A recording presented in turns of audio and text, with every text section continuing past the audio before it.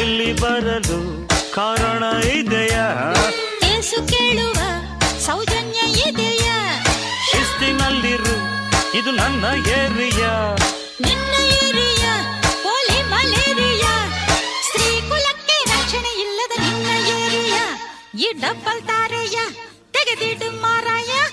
ನಡು ರಾತ್ರಿ ಸ್ವಾತಂತ್ರ್ಯ ಕೊಟ್ಟರೆ, ನೀವು ತಂದು ಬೀದಿಲಿ ಇಟ್ಟರೆ, ನಮ್ಮ ಊರು ಎಂದು ರಾಮರಾಜ್ಯವಾಗದು. ನಮ್ಮ ಸುತ್ತಿಗಿರೋ ಶಾಪ ಬಿಟ್ಟು ಹೋಗದು. ವೇದಾಂತ ನುಡಿವ ನಾಡಿನಲ್ಲಿ ಹೀಗೇಕೆ ನೀವು ಬಾಳುವಿರಿ?